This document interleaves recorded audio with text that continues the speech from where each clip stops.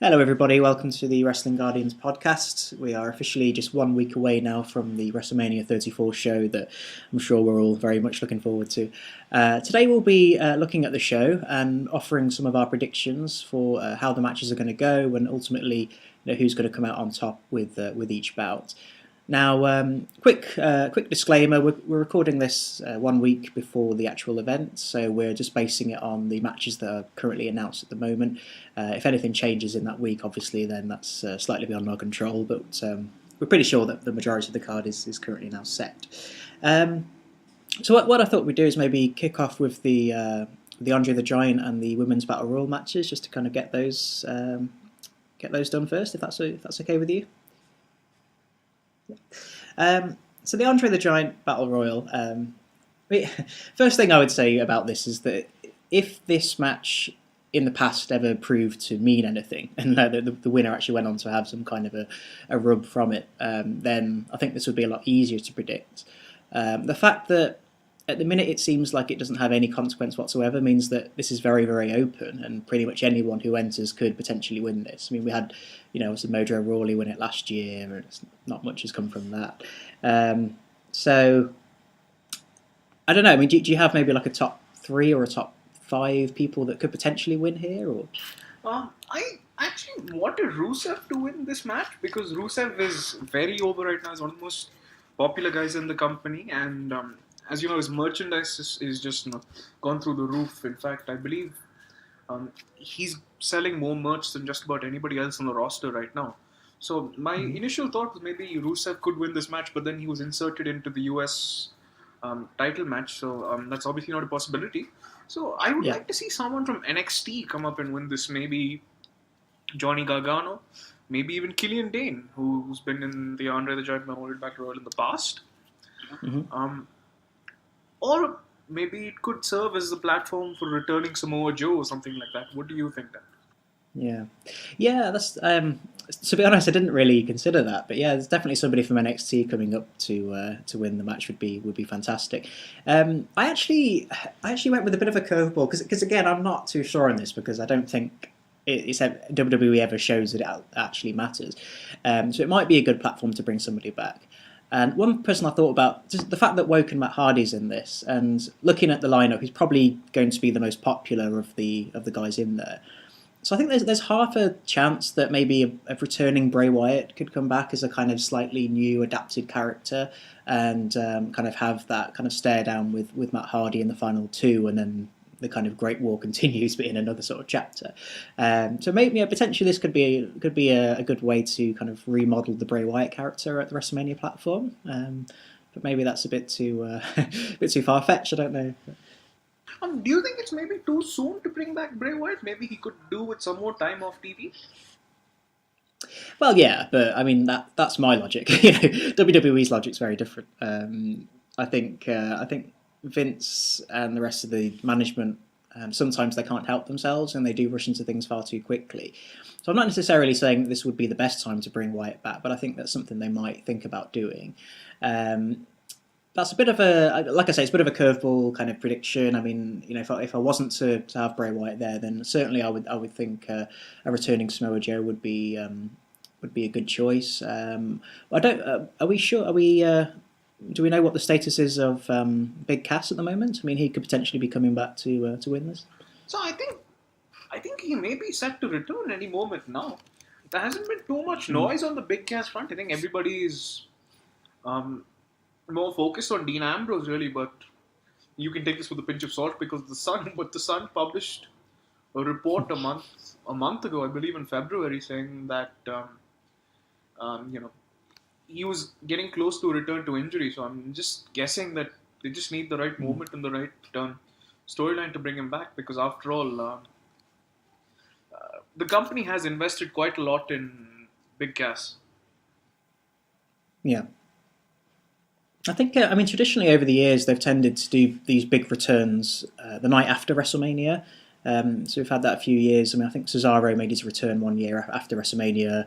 I think Wade Barrett did it a few years ago. I think if they're going to bring back people like Ambrose or Big Cass, depending on their situation, I think it's more likely that they would leave it until maybe Monday after WrestleMania. But again, it comes back to this sort of fan logic versus WWE logic. I think it would be a great time to bring somebody back like that to actually win the match. But I can't see them doing it, and I think it is going to be one of the people that are already announced. Again, it's very difficult to say, but if I had to choose right now, even though I don't think it really matters, I think a returning Bray Wyatt could potentially win it. So I guess that's my my final answer on the subject, but I'm still not too sure. You know what, Dan? I think you may have persuaded me to have a change of mind. So I think I'll go with Matt Hardy for this one because we recently had a report stating that Vince McMahon was initially skeptical about the Ultimate Deletion, but I think he ended up sort of liking it at the end of the day, and I think the company is probably going to go forward with a few more of those types of things. So I wouldn't be surprised to see Matt Hardy come away with a victory in this one. Would make sense too. Yeah. It would make sense, I think. Yeah, it would give him some kind of a round off of like all his achievements on the indie scene and in TNA and stuff in particular. So yeah, that could be a nice platform. Again, we can't ignore the fact that Jeff seems to be kind of slightly getting into the fold again. He obviously made that appearance at the Final Deletion, so maybe a potential another candidate for winning if they were to bring him back at WrestleMania. Yeah, quite possibly. Maybe even both of them end up as dual winners, sort of thing, possibly. Yeah, that's something that's potential, but again, it's difficult to say. I think because I think this match is, I expect it to be on the pre-show at some point, maybe kicking off the event overall, and then it ultimately not really going anywhere like it has done. I hope I'm wrong. I hope that they do start to do something proper with this match, but yeah. So, and then obviously the sister match to this, if you like, is the women's battle royal or whatever they're calling it now. Who have you got for this? So I expect the final three to be Becky Lynch, Bayley, and Sasha Banks, and I expect the Bayley-Sasha Banks thing to sort of dominate this match and to sort of play out in its own way and progress the storyline towards a conclusion. Yeah. I expect this match to be on the main show just because it's the first women's battle royal and everything. It looks like Bayley is going to be playing the babyface, which is quite baffling because she's dead as a babyface, and Sasha Banks, even though she's a better heel, Sasha Banks has a lot more potential as a babyface character than Bayley does, and it looks like she's going to portray the heel in this feud. So I think maybe she gets the first win in this one. Yeah, I definitely agree. I think the Bayley and Sasha feud is going to dominate here. I mean, even to the point where I think it might have just been better to have them do a straight one-on-one match with the two. But it doesn't look like they're going that way. So yeah, I've put Bayley down as my eventual winner. It's potentially quite a predictable prediction, that obviously, but I think that given it's the first match of its kind, I agree it's going to be on the main card, and I think they just need to go with the safe option. And I think, although now that you say it, actually, I think if you want, I think the crowd probably going to be slightly more behind Sasha in this one because Bayley's character's taken a bit of a nosedive, obviously, over the last couple of years. I think it would just be a nicer story to have Bayley kind of eliminate Sasha in the final two. But do you think there's anyone, like any potential kind of returns we could get in this match, and whether they might be able to secure a victory here? Or I'm thinking maybe we could see Kairi Sane or somebody like that in this match, but I can't really think of too many returns that you'd like to see in this one. Maybe the Bella twins find their way into this match. That's another possibility. Oh, I hope not. But unfortunately, the women's side of things just doesn't have as many surprises, up its sleeve as the men's side of things does. Yeah, I think they could bring back names from the past, but they kind of already did that in the Royal Rumble match in January, so it's not going to have that big feel to it. I expect maybe Beth Phoenix to make an appearance here, and one of Trish or what's her name? Dieter. Oh god, sorry. I need to hand in my wrestling fan card now. I forgot Lita's name. I think I expect one of those two to make an appearance potentially. But I still have Bayley here as my safer option. But Dan, how would you react if Sable came back in this match? I think that would be great, actually. I've just been watching a lot of 1997-98 WWE at the moment, so Sable would bring back some sort of nostalgia for me. Maybe a Santina Morella return, perhaps. Oh God, no. Of course, yeah, because they did they're saying this is like the first of its kind. We kind of had that battle royal at WrestleMania 25, didn't we? The Miss WrestleMania match that was won by Santino Marella. Perhaps we'll have the Velveteen Dream win this one. Yeah, I mean, I think this is their chance to kind of right some of the wrongs that they did back then, and hopefully this match is sort of taken seriously and it's given a good amount of time. And again, hopefully it's on the main card. But you can never trust the WWE with anything like this, I suppose. Yeah, fair enough. And did you have an ultimate prediction for this match? Or? I'm Sasha Banks for me. Sasha Banks, yeah. Yeah, I think, again, it's quite predictable, either Bayley or Sasha, but I think, given the situation, I think it's quite likely that either of those are going to win. And then, so I just, obviously not following any particular order here, but I thought we'd look at the two tag team championship matches. So obviously we've got the SmackDown triple threat with the Usos, New Day, and the Bludgeon Brothers. Firstly, I know that the New Day and the Usos have met a lot over the last year, but personally, I still would have liked to have seen them just go one on one on the WrestleMania stage. I think the feud deserves that kind of big spotlight. Do you agree, or do you think maybe the Bludgeon Brothers should have been included here? I think I sort of agree with you. Maybe you could have given them the WrestleMania spotlight, and then you could have had the Bludgeon Brothers sort of run through the winner at the next pay-per-view. But WWE have invested quite a lot in the Bludgeon Brothers, a lot of TV time. They built them up pretty well, I must say. Even though the initial vignettes and everything were nothing short of cringeworthy, I think the Bludgeon Brothers have come into their own. And excuse me, I can't see any way that they don't win this match. Yeah, I've gone for the Bludgeon Brothers here as well. I think it's just their time, really. I think I expect them to be quite dominant, sort of long reigning tag team champions.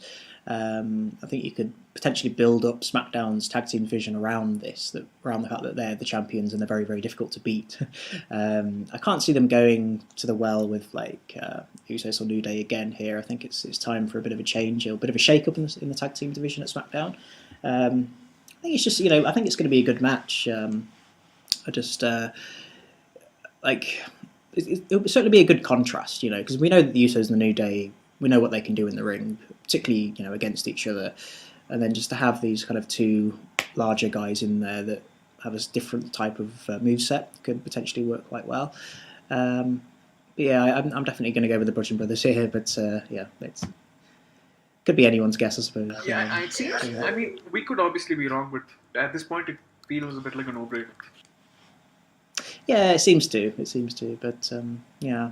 I know it's a WWE. I think no-brainers are not really a thing of its DNA. But are you looking forward to this match? Would you say? Or? Not particularly. I mean, if it's a good match, I'll enjoy it. But the ones I'm looking for. Excuse me, I'm coming down with a bit of a cough. But the ones I am looking forward to are the most of the Daniel Bryan match and AJ Styles Nakamura and Asuka Charlotte. And I'm still holding out hope if you've listened to our earlier videos of The Undertaker coming back as the American Badass. we'll get to that, don't worry. So yeah, and then onto the Raw Tag Team Champions, which definitely has a bit of intrigue around, obviously with the build-up and the storyline and what's going on with Strowman at the moment. So I mean, the first question, before we even get to the winner of this match, would be that who do you expect to come out with Strowman, if anybody?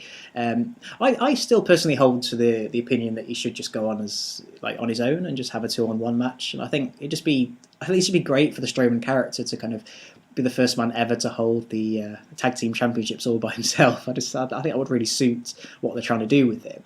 But if they don't go that way, then I'm expecting somebody maybe like Elias to maybe team up with Strowman, and I think whoever ends up teaming up with Strowman ultimately gets the win here, I would say.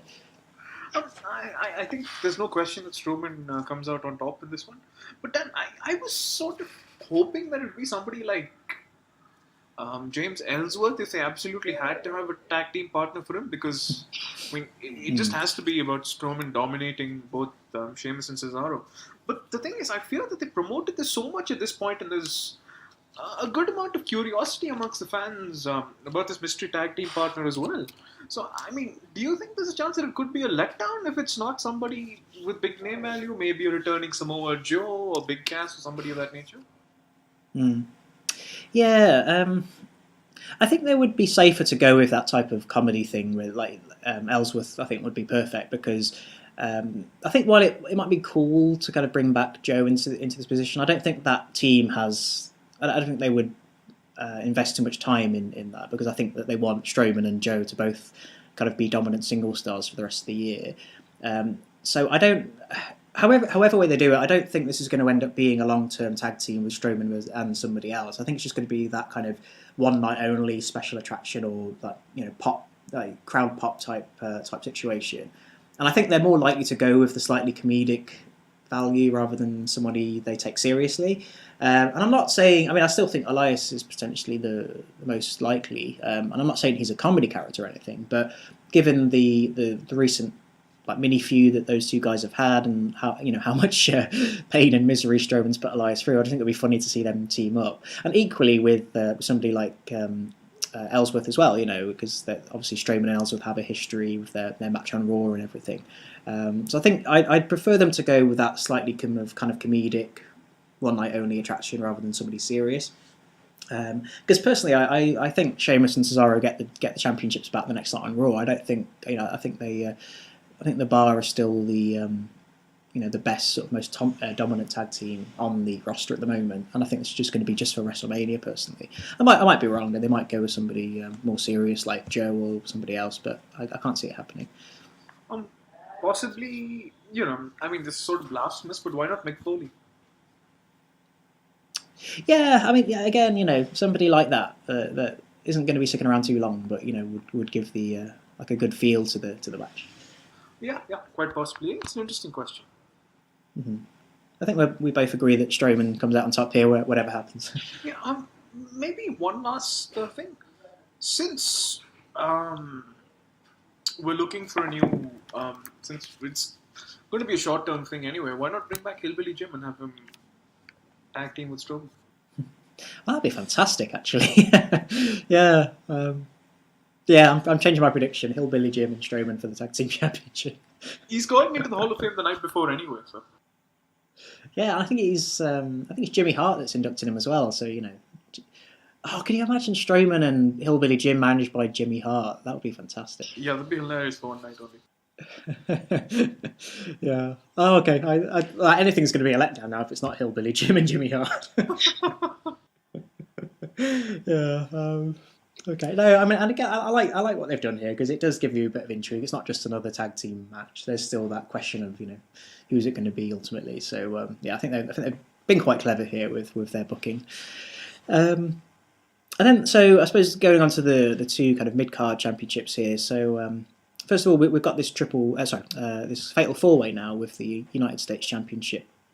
So you've got Rusev, Randy Orton, Bobby Roode, and Jinder Mahal. This is kind of SmackDown's version of their kind of like mid card at the moment. I've personally I've gone for Rusev here. A couple of reasons why. I think WWE seems to have this long tradition of when they insert somebody into a match at the last minute, that person normally goes on to win. It's like, and it seems illogical, but they always kind of do that. So I think that's potentially something they could go with.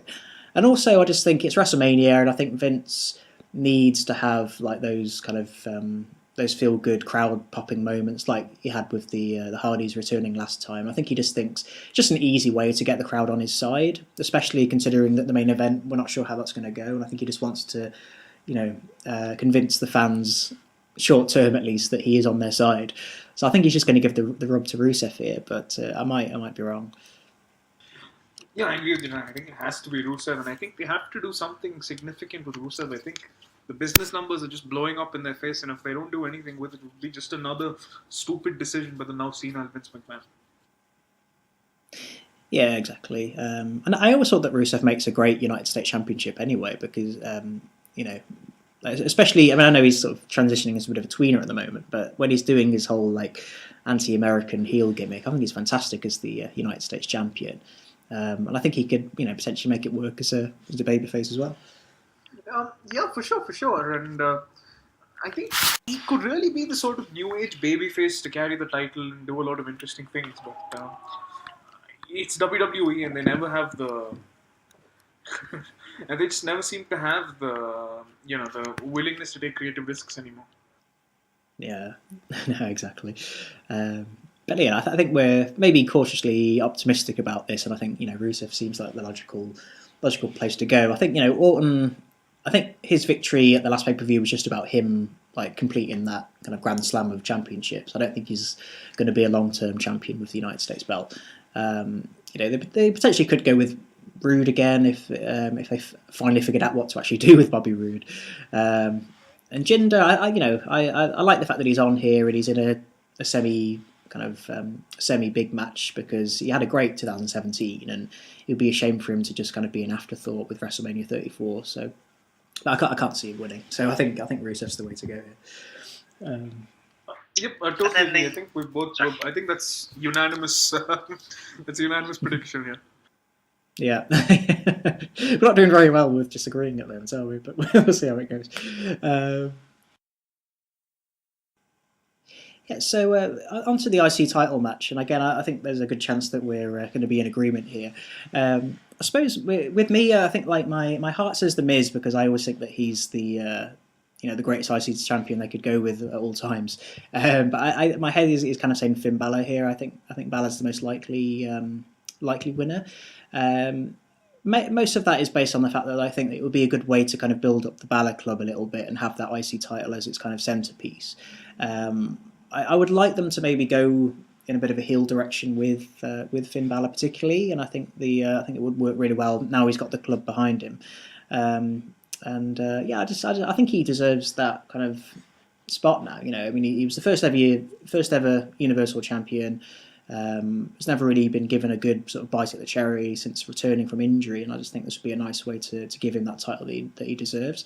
I don't see Rollins particularly going on to do anything with the belt, so I kind of hope that he doesn't end up winning here. So if it's not going to be The Miz, then I'll probably say Balor. Yeah, I sort of agree with you there. I think The Miz is the logical option, and he should probably carry the belt going forward.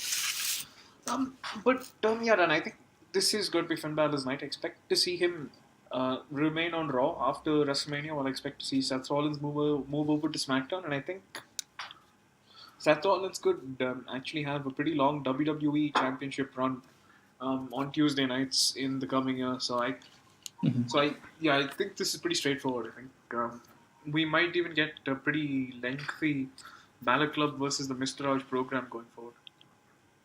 Yeah, and I certainly wouldn't mind that.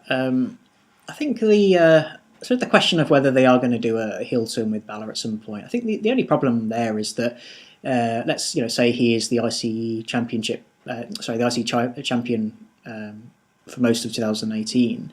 I don't think Raw has that many kind of babyface mid-carders for him to face. I think they'd have to do a bit of jigging around, maybe have Samoa Joe go up against him as a returning babyface or something. So I'm not convinced yet that it's the right time to do a change of character with Finn Balor, but I certainly think the IC title, face or heel, would do him a lot of good at this point. So I'm kind of hoping. I'd be happy if it was the Miz or Balor. I think it would be a bit of a surprise, and not necessarily good surprise if Rollins comes away with the title here. But I think it's going to be a good match, though. Are you looking forward to the action here? I mean, do you think these three are going to work together? Maybe, but I'm not sure the crowd's going to be all that invested in this one. I mean, The Miz is, he's okay in the ring, but Seth Rollins is truly excellent, and Finn Balor is pretty good too. So I think they could put on a pretty good match if needed, but it's going to depend on the amount of time they get and everything. I think this should be on the pre-show, to be quite honest with you. I don't think there's enough star power on this one to justify a main card slot. Yeah, I'm inclined to agree. I think inevitably one of these two mid-card championships is going to end up on the pre-show. I would say it would be the United States one if it wasn't for the fact that Randy Orton was in the match. I think Orton's star power is enough to elevate it to the main show. I think it would be a shame, though, I suppose, seeing Seth Rollins on the pre-show, after all that he's gone through and all the time and energy they spent in him earlier on. But I suppose if they're going to transition to SmackDown anyway, then this could just be like a last throw the dice and just see what happens, and then kind of change position after the show. So, yeah. So are we agreed on Balor here again? are we converging on? Maybe they have invested a lot of time in Seth Rollins, and they have in all three members of the Shield. But none of them are over as baby faces. Dean Ambrose and Seth Rollins had the chance to be at different points in their careers, but WWE didn't strike when those irons were hot. Yeah. You reap what you sow. I mean, I slightly disagree with Ambrose. I think that the feud with Ambrose and Rollins back in 2015 worked so well because I think that people were really behind Ambrose compared to Rollins. I think Rollins was a good kind of heel for Ambrose to contrast against, and I think a returning Dean Ambrose after a lengthy injury. And if he's up for the challenge, and if the WWE spend a bit of time on him, then I think they could potentially have him over as a babyface, like no problem.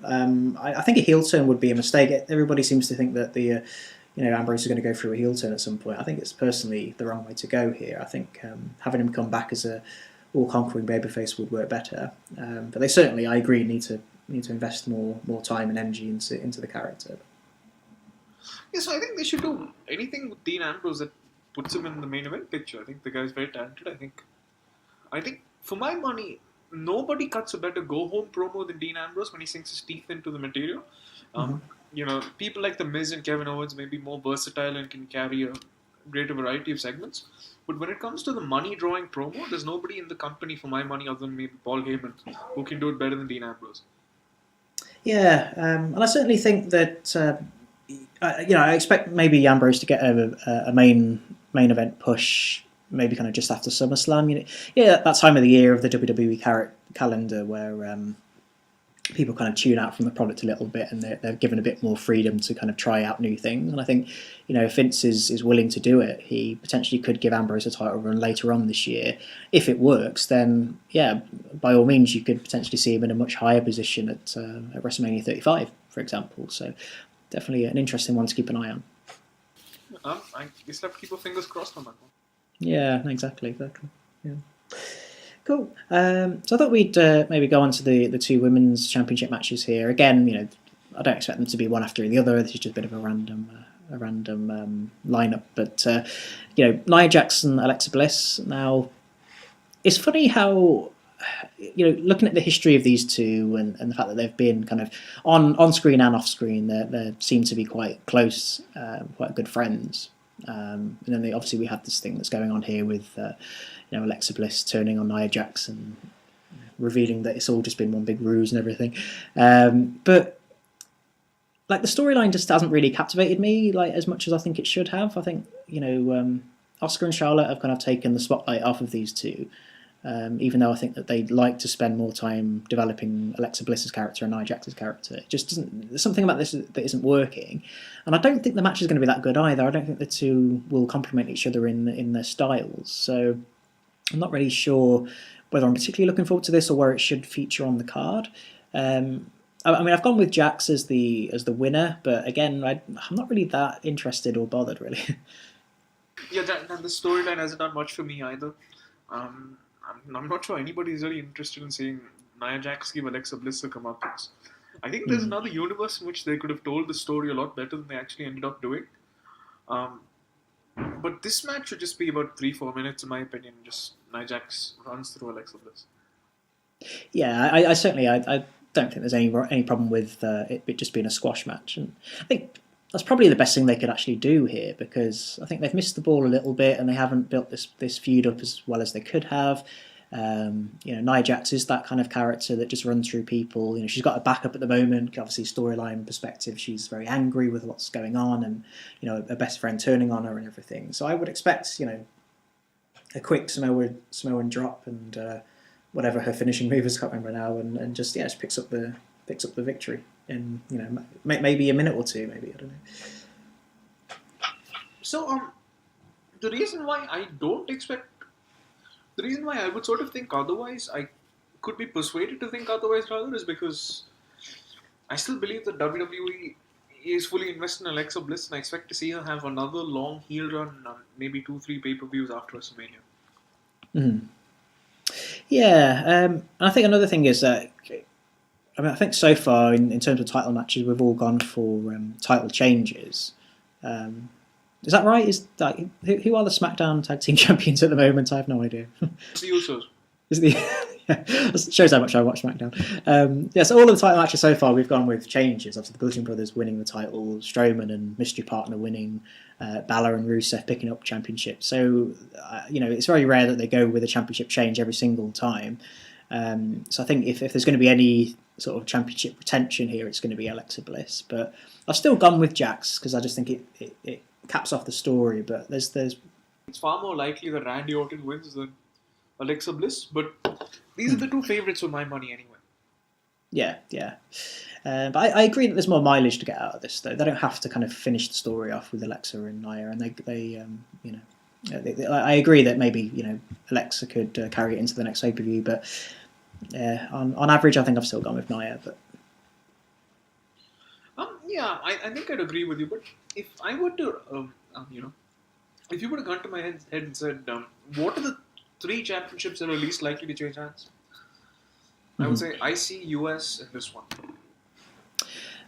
Yeah, I think so. Those are the 3 situations where I can conceivably see a situation where the champion could justify a 5-day rating. Yeah. I think I'd agree actually. I was a bit iffy with the WWE Championship match, but considering I think like a title retention is fine if you're going to carry on the story. Like WrestleMania doesn't have to be this kind of concluding chapter of a feud. But I mean, we'll get to the sort of Nakamura and Styles in a minute, but I think there's more likely to be a change there compared with US and Raw Women's Championship anyway. But I think when it comes to the SmackDown Women's Championship, I've gone with Asuka. I've done the I know you keep saying that they're going to feed her to somebody in a matter of seconds. Who is it? Like Ronda? Do you think is going to end Asuka's streak, or do you think Charlotte could do it? I'm not sure. That's almost inevitability, Dan. I think Asuka will emerge victorious at WrestleMania. Mm-hmm. She will hold the title until in the SummerSlam or next year's WrestleMania, and she will fall at the hands of Ronda Rousey.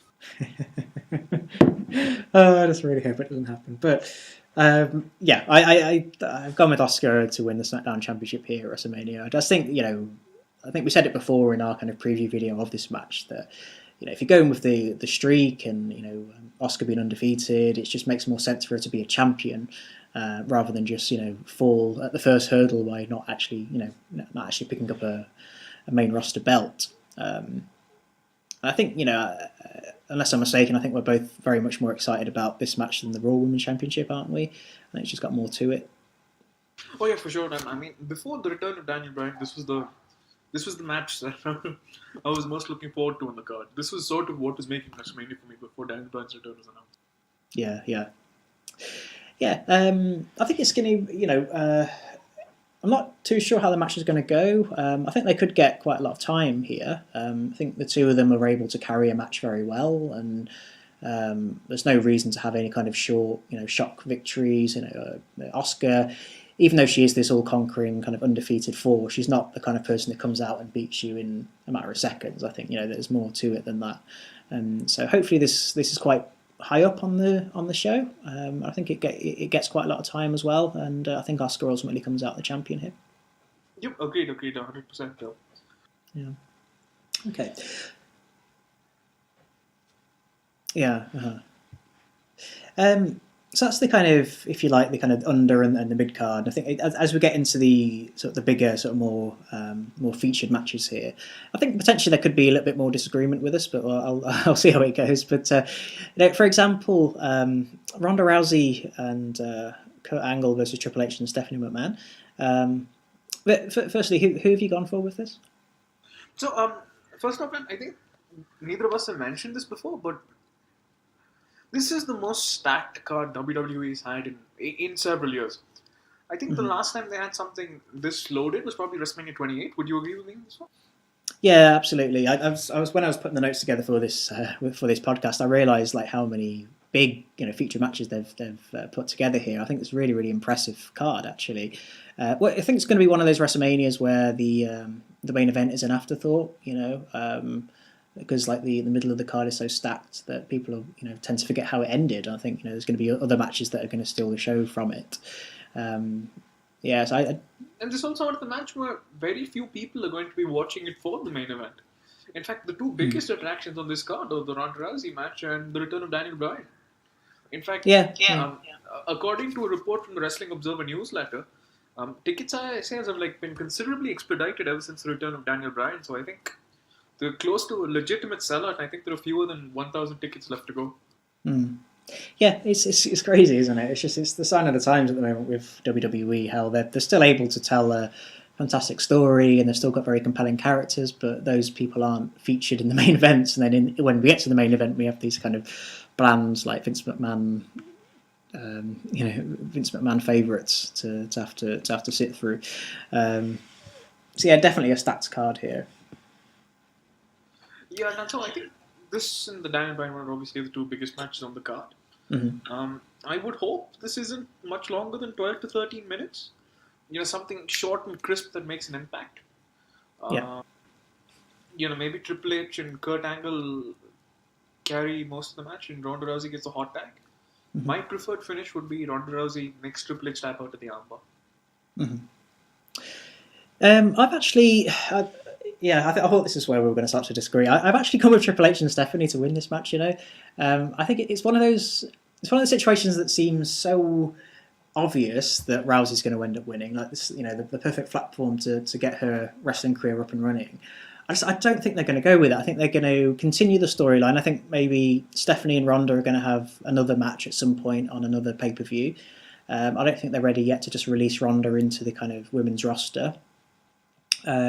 I think if Rousey gets the win, I think that's the end of it, and there's no point really to carry on. Whereas I think if Triple H and Stephanie get a sneaky victory, I honestly can see Stephanie pinning Ronda Rousey for the victory, and I think that gives the Rousey character momentum to go and try and get a revenge straight away. So yeah, I've gone with the authority. God help me, but I think that's what they're going to do.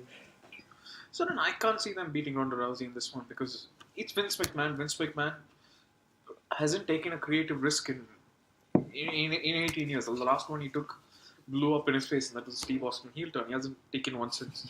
And he's not going to beat Ronda Rousey in his debut match, I don't think. I mean, when was the last time that this man pulled off a swerve at WrestleMania? He just doesn't do it. Yeah. But I'm not, this is by no means the same thing, because obviously it's Ronda Rousey. But if you could think back to, was it WrestleMania 27? And you had... and I hate making this comparison because it is awful, but you had the Michael Cole and Jerry Lawler match, right? And it seemed like, standard, Jerry Lawler's going to get the victory here. And then Michael Cole ended up getting like a roll-up victory or something. I can't remember what happened. And it gave them a reason to continue the feud. I know it's not the same thing, and we weren't that bothered with it, but it gave them a reason to carry on. I just think that if Rousey gets the victory, that's it, and there's no point to continue, which I think would be a bit of a shame. I don't know. So maybe Kurt Angle gets pinned by Triple H? Yeah, potentially. I just think it would be better. I think it would kind of get people's backs up a little bit more. It would kind of inspire the imagination of Rousey's fans. If I think I can kind of see it where like Triple H and Kurt maybe dominate most of the action, and we kind of get that match that we've all been waiting for a long time. I think Rousey gets the hot tag, like you say, and I think it's all going to like build up to the point where it looks like Rousey's just going to completely dominate Stephanie, and I think something's going to happen. Yeah, it's the authority. Like they could do whatever they want. They could bring in a crooked referee, or they could just cause a distraction or whatever. And I think Stephanie's going to get the roll-up victory. That's my prediction anyway. I think I'll agree. I think we're going to have to agree to disagree. We'll see, but we can't agree on everything here. There has to be some kind of yeah. But an interesting one anyway. And then maybe going on to the Daniel Bryan match here. So you've got Bryan and we think it's going to be Daniel Bryan and Shane McMahon taking on Kevin Owens and Sami Zayn. And again, I've got a suspicion that we're going to disagree, but I think based on the same logic, I've got Kevin Owens and Sami Zayn coming out winners here, just because I think that this feud is going to continue. I think Daniel Bryan and KO are going to have like a match maybe at SummerSlam at some point, to kind of conclude it all. And again, if you have Daniel Bryan winning his first match back, it kind of ends the storyline too early. So I've got KO and Sami Zayn here, but do you agree? I have no interest in watching Sami Zayn and Kevin Owens feud with Daniel Bryan. I don't think they're on his level. Okay. And I think Daniel Bryan needs better opponents. I think he needs to run through them in this one, and maybe I would personally have the returning Bobby Lashley come out and assault him after this and go from there. I don't think Daniel Bryan should have any business going anywhere near like a 3 or 4 month program with Kevin Owens or Sami Zayn. Really. I think the further away he can get from the other 3 people involved in this match, the better. It works on one night for WrestleMania 34, but he's carrying it again. I mean, the curiosity is about Daniel Bryan. Like the other 3 guys are just sort of like auxiliary parts, and I think he needs people who have legitimate momentum to face, and Kevin Owens and Sami Zayn are not those guys. Yeah, I agree. I think a lot of it depends on what they're going to do with the Bryan character. I mean, either he's going to be brought back as somebody who's going to have a full-time schedule again, or I think what's more likely, he's going to turn into a little bit of a kind of signature attraction part-timer. So, yeah, I mean, if the next big program involving Bryan is going to be around SummerSlam, then, yeah, I would probably expect him to get the win here at WrestleMania just to kind of cement his return. I think if they've got plans going forward for him to maybe feud with somebody else, it could go a different way. I don't know. I agree with you as far as Shane McMahon and Sami Zayn. I think he needs to get as far away from them as possible. I think maybe a feud between Daniel Bryan and Kevin Owens could maybe raise Kevin Owens' status a little bit more. Because we know what he's capable of, and he did have quite a prominent role back on Raw when he was the Universal Champion with Chris Jericho and everything like that. So I think that could be potentially an engaging mini feud just leading off from WrestleMania. But it depends on Daniel Bryan's work schedule. So, yeah, for sure, everything depends on Daniel Bryan's work schedule, but I still wouldn't risk diminishing the star power of Daniel Bryan by sort of associating him with Kevin Owens. Yeah, I know. I mean, I've gone with Kevin Owens and Sami Zayn, but like tentatively, I think I'm a lot less persuaded by that than I am with the Triple H and Stephanie victory here. So I think Bryan could. I think it could go either way, but whatever happens, Bryan needs to be involved in the final outcome. Like he needs to either. Like him getting pinned would tell its own story, but him obviously pinning one of the two would tell an even better story, I suppose. So I think if he gets pinned here, it just tells the audience that WWE aren't as fully invested in Daniel Bryan as they should be. So I think they should make one of these guys submit. I really do. But then it's a WWE. Like when have they ever been as invested in Daniel Bryan as we have? But since he's moving tickets and everybody's invested in him, and you've finally got something to look forward to at WrestleMania, maybe. I don't know. Maybe you hope that the tides have turned, no? Hopefully. I mean, imagine if they had this like just before the main event and they had Daniel Bryan get pinned. Imagine that. The fans would have to carry on. Go and watch Roman Reigns defeat Brock Lesnar. That'd be hilarious. No, man. The main event is going to be the American Badass coming out and defeating John Cena in the last round. Okay, but potentially. Let's see. But okay, so I mean, I think I'm going to stick with Kevin Owens as I was saying for this one. But I think you've won me around that it could potentially be the other way. But yeah, we'll see on that. I actually think there's a far better chance that Kevin Owens and Sami Zayn win than Triple H and stuff. I don't know. I think you're forgetting the era of dominance, the Helmsley McMahon era. I think we're going to see a return of that. Oh my goodness! Never put it past the game anyway. And I just think how many matches he's lost as well. Like he's lost his last 2 WrestleManias, if I'm not wrong. But he should never been in those positions in the first place, no? Well, yeah, but yeah, I don't know. It's Triple H. Anything's possible with him, and I think this would be a good kind of shock the world moment if Stephanie gets the victory here. I personally want Ronda Rousey to break Triple H's arm and send him to retirement. I never want to see him wrestle again. I mean, that could potentially still happen, you know. I mean, it's, especially if they do a roll-up victory out of nowhere, then that could really kind of... They could almost do a kind of Ken Shamrock type thing with Ronda Rousey, where she just goes completely like ballistic after the match and just attacks everybody and breaks Triple H's arm. I mean, that, you know, that's a much better way to win the match than just a standard victory, you know. Maybe, but then again, sometimes you can get too cute with these sorts of things, and you know, for all his faults, that's something that Vince McMahon will always avoid, because the man hasn't thought outside the box in almost 20 years. Fair enough. Okay. Okay. I mean, I'm willing to kind of go with you here and assume that maybe the Undertaker John Cena is going to main event. So if we talk about the two championship matches first, we've got the WWE Championship match here. Like for quite a long time when I was preparing this video, I was going with AJ Styles as the victor. But now, the more I think about it and the more we've kind of discussed the other title matches on the card, I don't think it makes a lot of sense for Styles to retain here. So I'm going to change my mind slightly and go with Nakamura.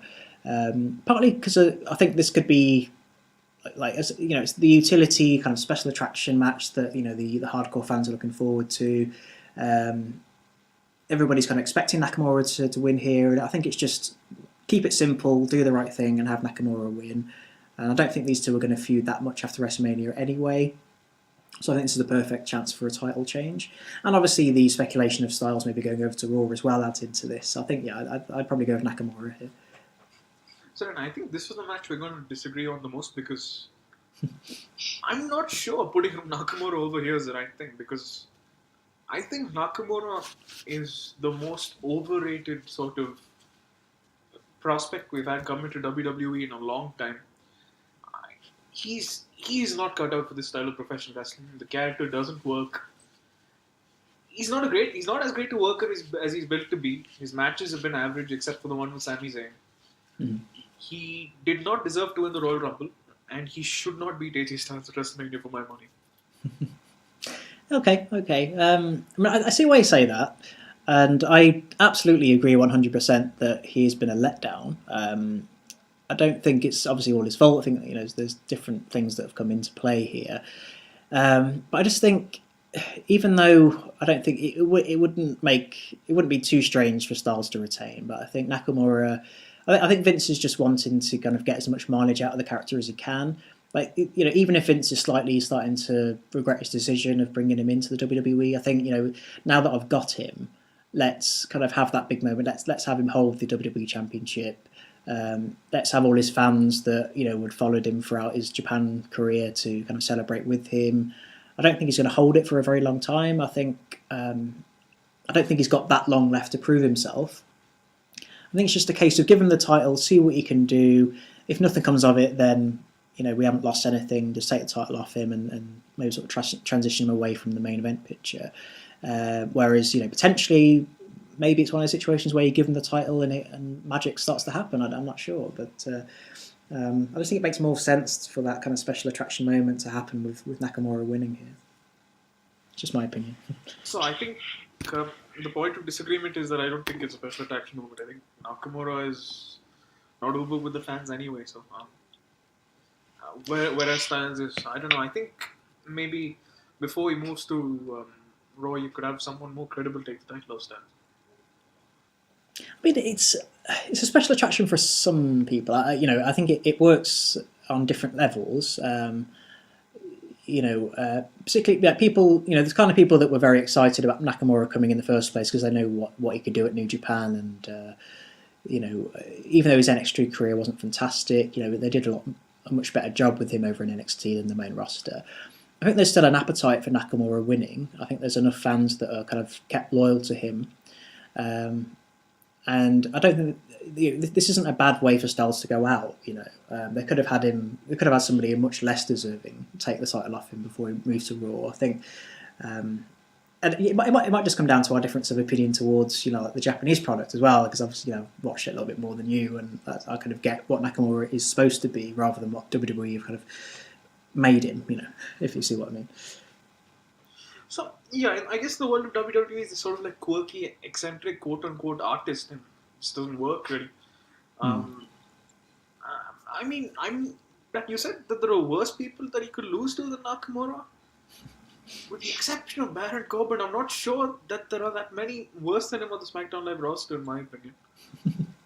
Well, maybe not in terms of character, but I think like people who like somebody like Randy Orton, for example. Yeah, I mean, like Randy Orton's got a bigger fan base in WWE, obviously, because of like, his history with the company and everything. But like Randy Orton coming in, beating AJ Styles for the championship, it doesn't excite anybody. It doesn't do anything for anybody. At least with Nakamura, you've got this kind of hardcore base within your wider audience that will go with it. Randy Orton is just going to be a bit of a a little bit of a falling flat type situation. So at least give Styles to somebody who is at least going to excite some people, even if it's not going to be everybody. Yeah, perhaps. I guess I don't know. Maybe you don't send Seth Rollins over. I mean, sorry, you don't send AJ Styles over to Raw. Maybe you have him hold the title until Seth Rollins makes his way over to SmackDown, and maybe that's a feud you could do going forward. I mean, that's something I would prefer. Yeah, I would personally like to see Styles stay on SmackDown for as long as possible. I think it's just a much better platform for him. And if they were, if the rumours weren't so, well, they didn't seem to be so kind of widespread of him going to War, I would probably go with Styles to retain here. But I still think that Vince is aware, and especially if he's going to go with the the Universal title match the way that we think it's going to go. I think he knows that there's a certain fan base that are going to outright reject that, and I think throw them a bone and have Nakamura win, and then kind of get them on side. Throw everything you can. Have Rusev win the United States Championship, have Nakamura win the WWE Championship. Bring back Ellsworth, and then say, just let me have this one moment where Roman Reigns goes over at the end. Yeah, man.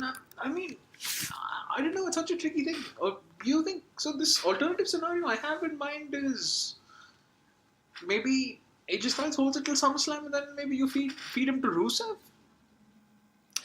Oh, I think that's far too optimistic. I think it would be a nice story, a nice way to do it, but I don't know. I can't see them go any other way here. I think it's Nakamura's time, even though it's not the best moment for him. Like it's like a now or never situation, and if you don't do it now, you'll never know what it's like to have Nakamura as your WWE Championship. And again, unfortunately, it's not a very nice thing to say, but the WWE Championship has fallen from grace a lot in recent years, and it's not the belt that it used to be. So, who cares if Nakamura's title reign isn't particularly great? Nor was Jinder Mahal. I mean, with the Jinder Mahal thing, at least there was a sort of pleasant surprise sort of thing for at least like a couple of weeks. I'm not sure you're going to have that with Nakamura. Nakamura is just going to be a lot of disappointment. Yeah, I don't know. I'm maybe kind of diametrically opposed on Shinsuke Nakamura, obviously. But honestly, I'm representative of a certain fan base that want Nakamura to go over, but I understand that there's like an ever-growing section of the WWE universe that are kind of not convinced by his arrival here. So, yeah, we'll have to agree to disagree again, I think. Yep. And then, this may be the more predictable Universal Championship match here. Roman Reigns taking on Brock Lesnar. Roman Reigns? So, end of conversation? Yeah, I think that's about it, really.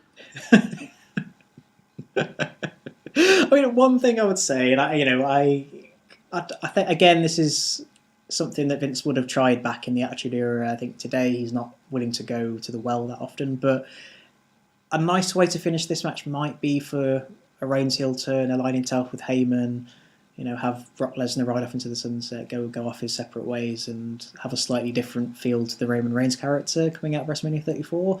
That's the best situation they could possibly do. Yeah, but that's not happening. Fair enough. Okay, so Roman Reigns is going to win that one. So on to the next match here. Got and then potentially what could be in the main event. John Cena taking on the Dead Man, the Phenom, the Undertaker. No American Badass in sight.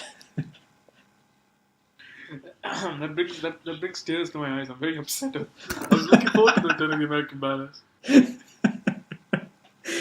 Oh dear. Okay, I mean that's always the first question. What kind of characters Undertaker going to be portraying? Do you think it makes a difference to the result if he is the American Badass? No, but I think he's gonna be the dead man. I don't think. I mean, it's obviously a better story for him to be the American Badass, and I think he should be because I think there's actually more of a nostalgia for the American Badass than most people suspect. But he's going to be the dead man because I think that Vince doesn't believe in the American Badass. I don't think he likes that character, and maybe he's too old to play the American Badass even. Um, I mean, I think the Undertaker is just going to come out in the same garb that he wore at Raw 25. He's not going to have the MMA gloves on. He's not going to have the hat. He's not going to have the robe. Well, not the coat, sorry, not the robe. He's going to be wearing that sort of like hooded robe type thing. And he's going to be wearing wristbands. That's about it. It's going to be the same Undertaker you've seen for the last 14 years. Mm. Yeah. I don't know. I think if they were going to do the American Badass, I think there would have been more signs of it already. I know. I don't know quite how that would manifest itself, but the only thing that is slightly convincing me that they might do the American Badass thing here is that they've gone with a slightly kind of more realistic quote unquote angle here. John Cena's already mentioned about him uploading pictures of himself on his wife's Instagram. Like they're already kind of stripping away that kind of majestic dead man, like phenom type stick with the Undertaker. And if they do bring him back as American Badass, at least they can tell a slightly different story. The defeat to Roman Reigns was a disaster. The character's run its course. Let's see what kind of mileage we can get out of this kind of exaggerated version of Mark Calloway as his kind of motorcycle-loving self. And it would be nice to see that. And I think from a storyline perspective, John Cena wouldn't have obviously prepared himself to face the American Badass. He'd be expecting the Dead Man Phenom character to come out. So that would give you more of a reason to believe that Undertaker will come away with the victory because Cena's kind of caught a little bit off guard a little bit. So I think my prediction is that if he's the American Badass, he gets the win. I think if he comes out as the Dead Man, I think Cena gets the win. That's where I'm coming at it from. Yeah, sort of. So I'm going with the straightforward John Cena victory. I think I'm not sure. I mean, John Cena has done a lot of jobs in the last year or two, and he's become very Chris Jericho-esque in that sense. But I don't see him beating the Undertaker here. I'm sorry, I don't see him losing to the Undertaker here. Mm. I think there's no. I think there's definitely a possibility of that. My only thing would be that of the two men that have ever beaten Undertaker at WrestleMania, Brock Lesnar thing was to kind of get a bit of mileage out of the character and to turn him into this special attraction, like all-conquering force. Roman Reigns, at least he's somebody who's in the early stage of his career, and obviously whether we like it or not, he's going to be like a top babyface for the company going forward. I don't think there's that much reason for Cena to get the victory here because he's also on his way out. But then, I suppose it does, at this point it doesn't really matter. Two people beat Undertaker or three people, it doesn't matter. The fact that the main thing is that he was ultimately defeated at some point. So, why not just throw Cena onto the pile as well here? Yeah, for sure. The streak is now gone. The streak doesn't matter anymore. His WrestleMania record is it's just trivia at this point. I mean, it doesn't matter if Cena wins or not. I just think, as the old school wrestling guy, the Undertaker will probably want to go out on his back. I can't see him wrestling after this. Yeah. Yeah, I can't either, but we've obviously said that before. So it remains to be seen. I think, I agree Undertaker is the kind of person that wouldn't mind going out on his back, and that's why I thought that the Roman Reigns loss would have been the end of it, but obviously they think there's more mileage to get, and again, maybe that's an indication that they are going to bring back the badass character because it's just a bit of a doesn't really mean anything. Just get a bit of nostalgia from some of the Attitude Era fans.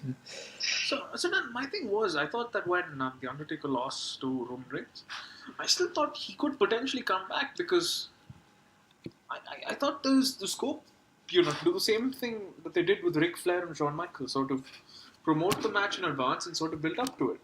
and then you have him go into the Hall of Fame the prior weekend, and then he retires at WrestleMania. Yeah. Because the pay-per-view sells itself, and it's great and everything. But apparently Vince McMahon has other plans. Yeah. I mean, you certainly expect that. I mean, Undertaker's the kind of character where you want to kind of, like the Ric Flair type thing, and have him go out on the same night that he enters into the Hall of Fame. So I'm a lot less convinced that this is his last match than I was a year ago, though. I think last year, there was a good chance of it actually being his retirement.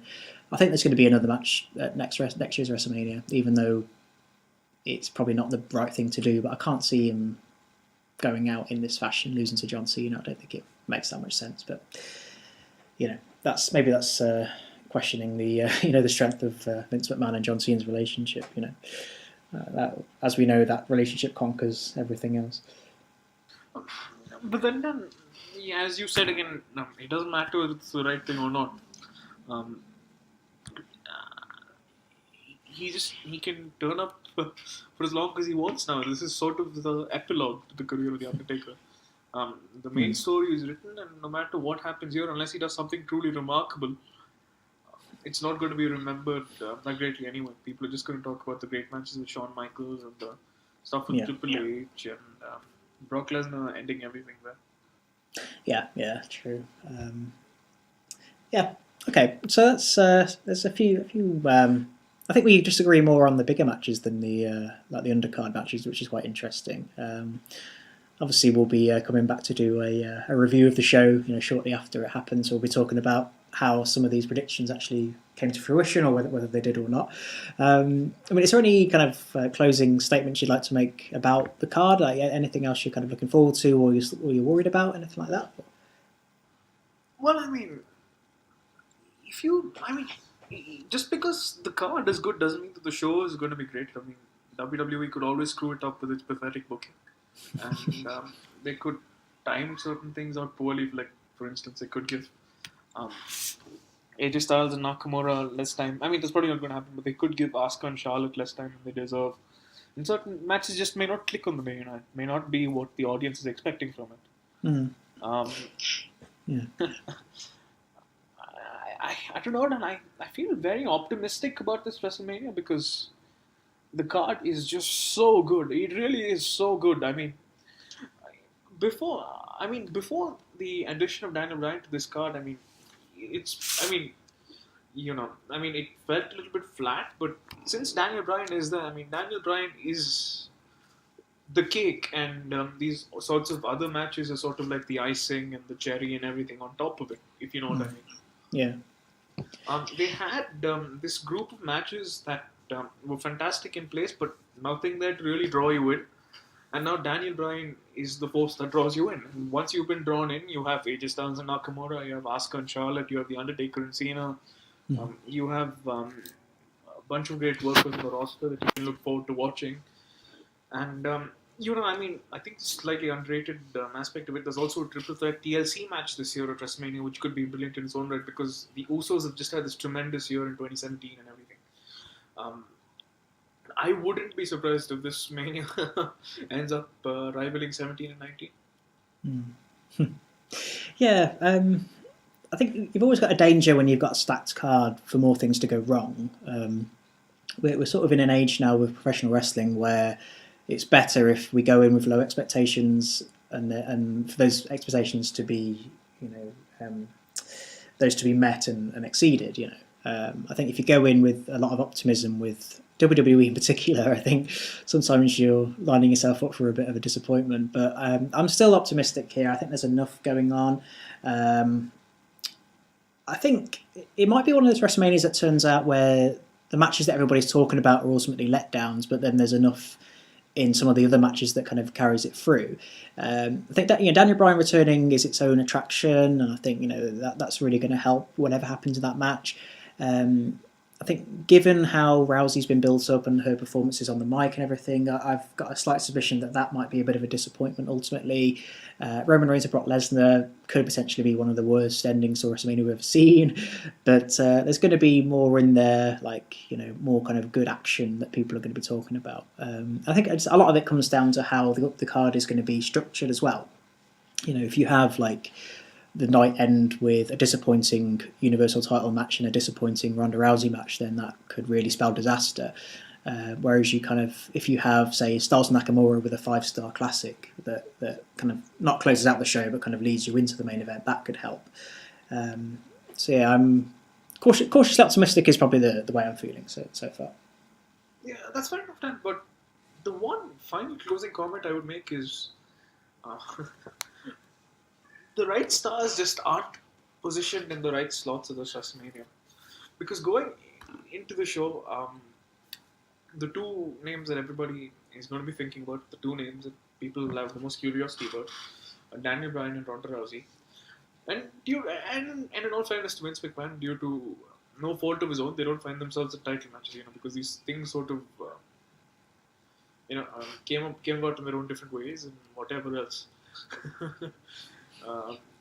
If they put on a good show on the 8th of April, and if these two guys find themselves in title matches at WrestleMania 35, I think I'll say job well done to him. Yeah. There's just so much promise, I suppose, and a lot could come off the WrestleMania match. I think the ultimate kind of measure of worth with WrestleMania is what it leads to as well. And I think there's, compared to some other years where you've just gone for the kind of special attraction for the sake of it, I think this year you've got the special attraction elements, but you've also got potentially some storylines that could be built here that could take you into the rest of the year and maybe into WrestleMania 35 season as well. So yeah, I'm willing to give Vince McMahon a round of applause, if nothing else. But as what Vince McMahon, as much as he's want to do, he will let you down and laugh at you. Yeah. I know, it's a shame it wasn't happening today. I mean, it's April Fool's over in Raleigh, so it'd be the perfect way to fool the audience by having Daniel Bryan and Ronda Rousey get pinned. Which I still think is going to happen, by the way. Cool, okay. So obviously let us know what you think about this card, and remember to like the video and subscribe to the channel. Probably be back before WrestleMania with some other videos, but certainly let us know what you think about this. So thank you very much for listening.